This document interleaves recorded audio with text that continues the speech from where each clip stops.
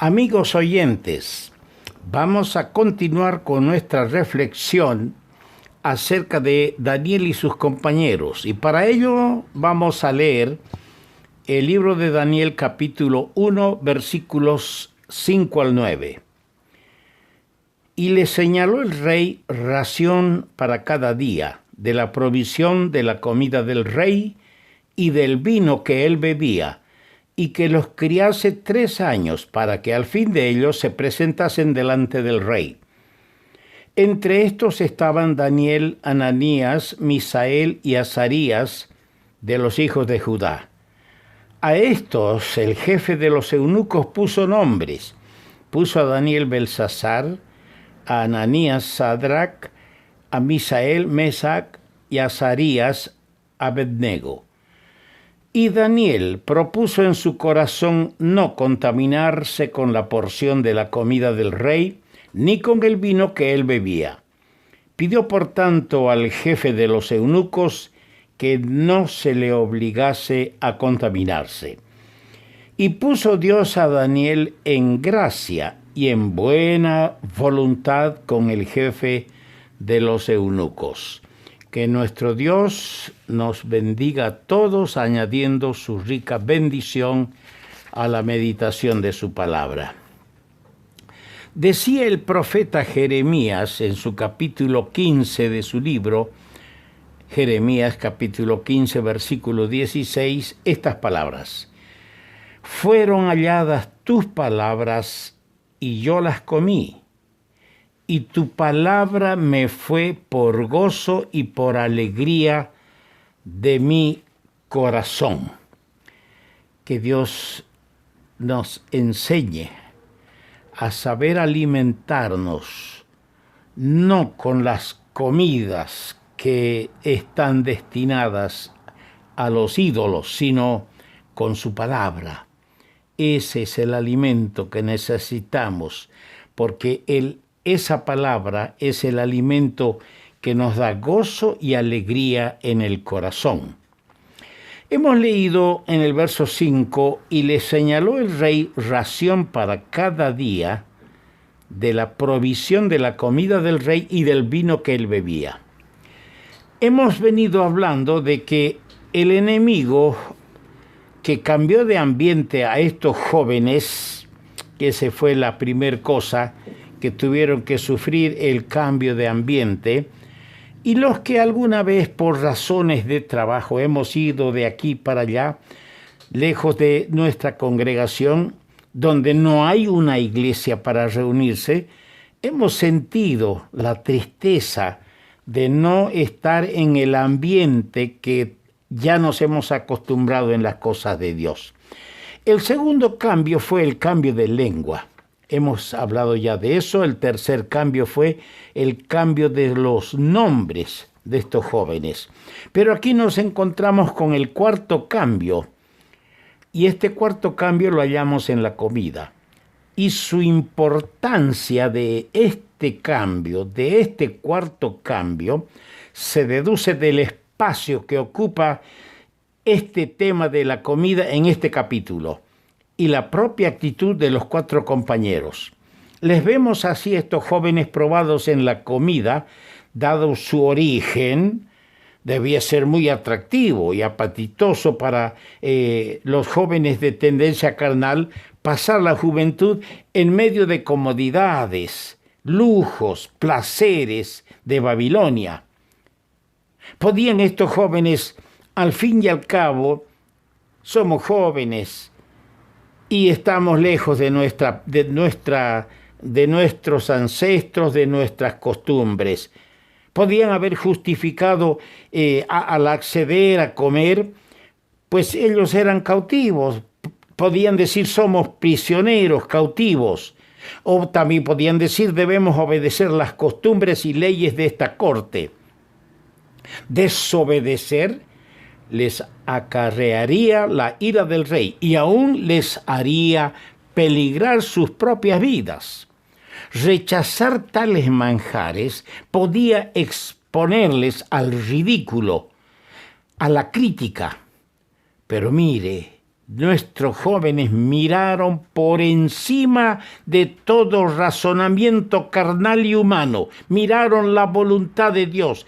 ¿Qué nos dice Dios en su palabra? No importa las críticas, no importa las amenazas, no importa los riesgos que hay que correr. Miraron ellos la voluntad de Dios. Para ellos, en el asunto no contaminarse, era una crisis en plena juventud, como José y Moisés, Daniel y sus compañeros recibieron su preparación en el palacio del rey, rodeados de una atmósfera mundana y corrupta, pero en vez de conformarse a ella, vivieron una vida de separación. Que los imitemos a estos jóvenes.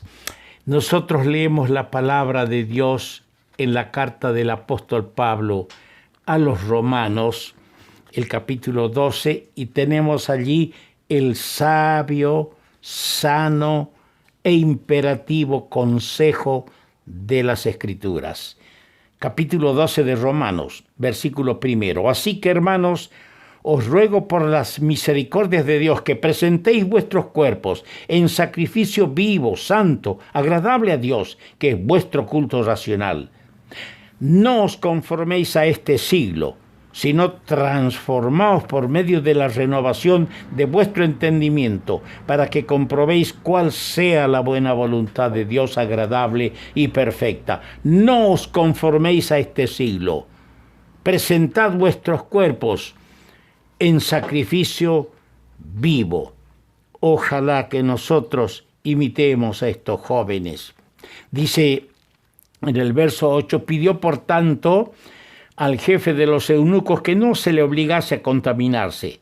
Así fue resistida la tentación con firmeza. Daniel, sin duda, recordó los consejos que le da la palabra de Dios en Deuteronomio capítulo 14, versos 2 y 3. Y que tienen también para nosotros su aplicación espiritual. Porque eres pueblo santo a Jehová tu Dios, y Él te ha escogido para que le seas un pueblo único de entre todos los pueblos que están sobre la tierra. Nada abominable comeréis. Nada abominable comeréis. Es de presumir que la comida del rey había sido de acuerdo a la costumbre de los paganos, ofrecida primero a los ídolos. Nosotros leemos así en 1 Corintios, el capítulo 10, 1 Corintios, el capítulo 10, leemos nosotros estas palabras en los versículos 19 al 22. ¿Qué os digo, pues? Que el ídolo es algo, o que sea algo lo que se sacrifica a los ídolos. Antes digo que los gentiles sacrifican a los demonios. Lo que ellos sacrifican a los demonios lo sacrifican, y no a Dios. Y no quiero que vosotros os hagáis partícipes con los demonios. No podéis beber la copa del Señor y la copa de los demonios. No podéis participar de la mesa del Señor y de la mesa de los demonios. O provocaremos a celos al Señor y ¿o somos más fuertes que el Señor? ¿Más fuertes que Él?